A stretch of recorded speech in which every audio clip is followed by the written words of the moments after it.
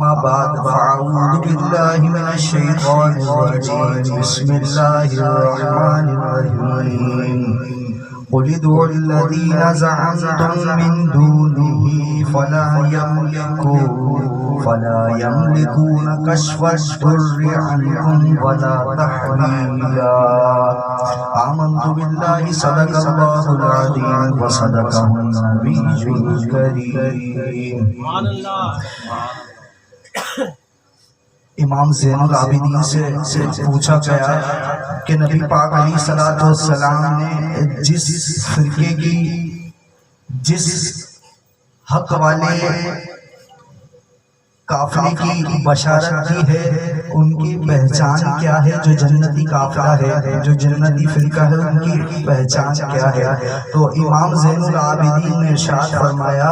کہ وہ پیارے آقا علیہ الصلوۃ والسلام پر، وہ جماعت پیارے آقا علیہ الصلوۃ والسلام پر کثرت سے درود پاک پڑھتی ہوگی. صلی علی الحبیب صلی اللہ صلی اللہ علیہ وسلم. بلا شبہ یہ محفل پیران پیر غوث العظم دستگیر غوث الثقلین امام الطرفین رئیس الاتقیاء تاج الاسفیاء سلطان الاولیاء امام الاولیاء ولیوں کے سردار قطب ربانی شہباز لمحانی محبوب سبحانی قندیل نورانی الشیخ المحدث المفکر الحافظ القاری المفتی الجیلانی شیخ عبد القادر جیلانی پیر پیرا میر میرا غوث اعظم دستگیر کی 11ویں ہے الحمدللہ. لیکن اس سے پہلے پیارے آقا علیہ الصلوۃ والسلام کا ذکر خیر بھی ہو جائے کہ ہمارے نبی، ہر نبی کو جو فضیلت ملی، مقام ملا، مرتبہ ملا، حیثیت ملی، بلندی ملی، مقام ملا، مرتبہ ملا، حیثیت ملی، خوشحالی ملی، بلندی ملی،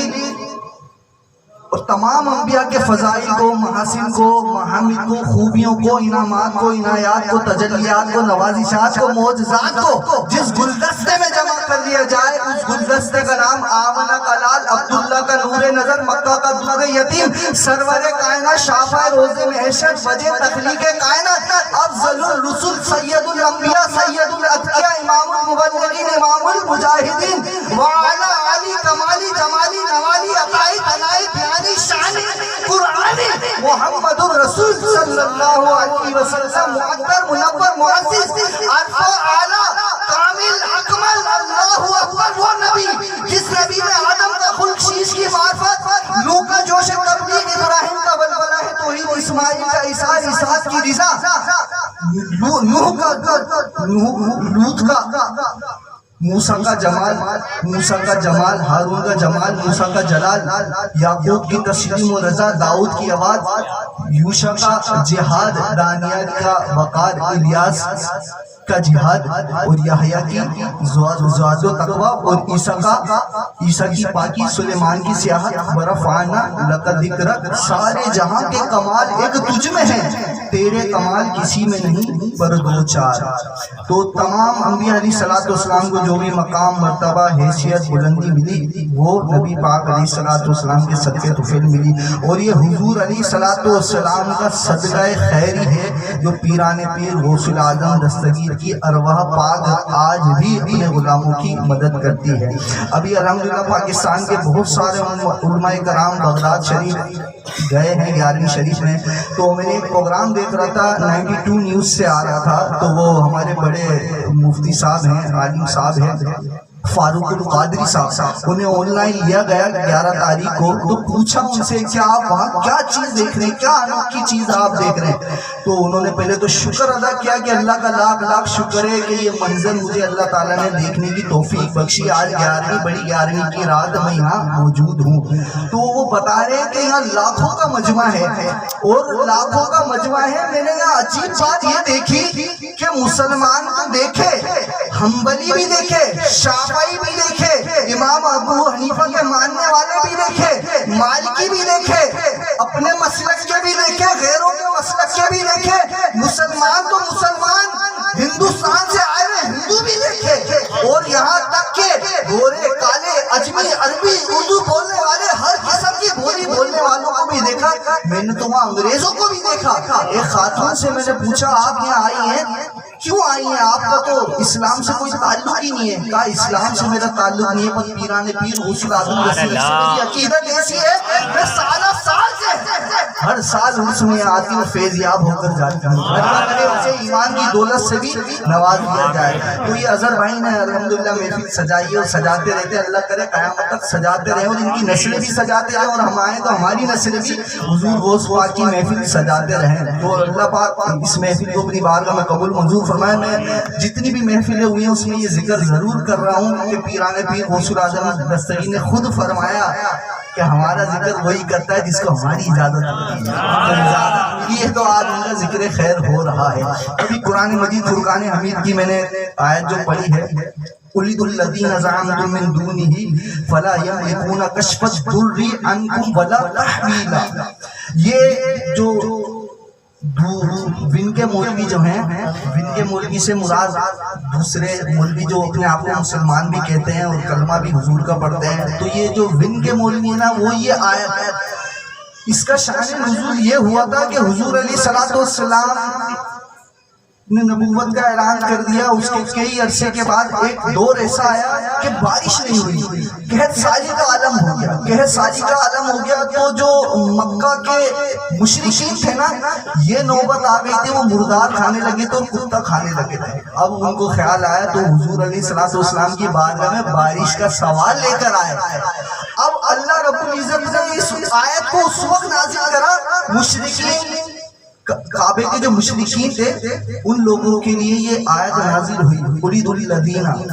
اے محبوب ان سے کہو نا اللہ کے سوا جن کو گمان کرتے تھے کہ تمہاری تکلیف کو وہ اختیار نہیں رکھتے کہ تمہاری تکلیف کو تم سے دور کر دیں یا پھیر دیں۔ اب یہ جو آیت نازل ہوئی مشرکوں کے لیے آیت نازل ہوئی، لیکن آج کا یہ مولوی مسلمانوں پر یہ ٹھوکتا ہے، وہ یہ کہتا ہے کہ دیکھو اللہ کے سوا کسی کو اتنی اجازت ہی نہیں کہ وہ تمہاری تکلیف کو دور کر سکے یا تمہاری تکلیف تمہارے دشمنوں کو پھیر سکے۔ وہ قرآن کی یہ آیت پڑھ دیتے ہیں، قُلِ الَّذِينَ زَعَمْتُم۔ اب بات یہ ہے کہ وہ آئے تو حضور کی بارگاہ میں تھے، اللہ کی بارگاہ میں کوئی آئے تھے، چلو باہر آ۔ اب ایک اور آیت سناتے ہیں بڑی بڑی، کیا ایاک نعبد و ایاک نستعین، اے اللہ ہم تیری ہی عبادت کرتے ہیں، تجھی سے مدد مانگتے ہیں۔ اور بولے والے مسلمان ہوتے ہیں نا، ان کو گھیرتے ہیں، تیرے تو وہ آیت پڑھ کے سناتے ہیں وہ تھوڑی مشکل ہے، بولتے دیکھو یار اللہ تعالیٰ کہہ رہا ہے کہ کوئی تمہاری تکلیف کو دور نہیں کر سکتا، کوئی تمہاری تکلیف کو پھیر نہیں سکتا، اللہ سے ہی مانگنا چاہیے۔ وہ بڑی مشکل آیت ہے قُلِ الَّذِينَ، یہ آسان ہے، ایاک نعبد و ایاک نستعین، ہر مسلمان کو اس کا ترجمہ آتا ہے، اور بھولا بھالا مسلمان فوراً سے سر ہلانے لگتا ہے، ہاں یار اس کا مطلب یہی ہے کہ اللہ ہم تیری ہی عبادت کرتے ہیں، تجھی سے مدد مانگتے ہیں۔ پر یہ لوگ بھی نماز پڑھتے ہی ہوں گے، یقینی سی بات ہے، مسلمان کہنے کا ٹیٹ لگایا ہے تو نماز پڑھتے ہوں گے، یہ بھی یہی کہتے ہوں گے ہاتھ باندھ کے ایاک نعبد و ایاک نستعین، اے اللہ ہم تیری ہی عبادت کرتے ہیں، تجھی سے مدد مانگتے ہیں، پر کبھی کبھی پڑوس سے نمک مانگ لیتے ہیں۔ اے اللہ ہم تیری ہی عبادت کرتے ہیں، تجھی سے مدد مانگتے ہیں، لیکن کبھی کبھی قرض لے لیتے ہیں۔ اے اللہ ہم تیری ہی عبادت کرتے ہیں، تجھی سے مدد مانگتے ہیں، پر کبھی حالت خراب ہو جائے تو 15 مددگار سے بھی مدد لے لیتے ہیں۔ تو جب اللہ کے سوا کسی سے مدد مانگنا شرک ہے، بھولے والے مسلمانوں کو شرک کے فتوے لگاتے ہو، تو پھر یہ بات کہاں جائے گی کہ سارا دن تو تم کسی نہ کسی سے کچھ نہ کچھ تو مانگتے رہتے ہو، کچھ نہ کچھ مانگتے رہتے ہو۔ اب وہ تعویل پیش کریں گے، نہیں یہ مدد کوئی اور سی مدد ہے، تو سورہ فاتحہ میں کہیں یہ لکھا ہوا ہے یہ مدد یہ والی یا وہ والی، اب وہ پوری ڈیٹیل سنائیں گے نا، تو ہماری ڈیٹیل ہے، جب ہم خواجہ غریب نواز سے مانگے اس کی بھی ڈیٹیل ہے، پیرانے پیر سے مانگے اس کی بھی ڈیٹیل ہے، جب تم اپنی ڈیٹیل دو گے تو ہم بھی اپنی ڈیٹیل دیں گے، ہم بھی اپنی ڈیٹیل دیں گے۔ اب اللہ رب العزت شرک کہتا ہے دوسرے سے مانگنے کو یا نہیں؟ اللہ کا قرآن کہتا ہے وَتَعَاوَنُوا عَلَى الْبِرِّ وَتَعَاوَنُوا عَلَى الْبِرِّ وَالتَّقْوَىٰ وَلَا تَعَاوَنُوا عَلَى الْإِثْمِ وَالْعُدْوَانِ، یعنی کہ تم ایک دوسرے کی مدد کرو نیکیوں کے کاموں میں۔ مسلمانوں کو تنبیہ کی جا رہی ہے کہ مسلمانوں تم ایک دوسرے کے نیک کاموں میں مدد کرو اور کسی کی برائی میں اس کی مدد ہرگز نہ کرو۔ اور وَاسْتَعِينُوا بِالصَّبْرِ وَالصَّلَاةِ، اللہ فرما رہا ہے نماز سے اور صبر سے مدد حاصل کرو. اور اللہ یہ بھی فرما رہا ہے اِنَّمَا وَلِيُّكُمُ اللَّهُ وَالرَّسُولُ وَالَّذِينَ آمَنُوا، کہ بے شک اللہ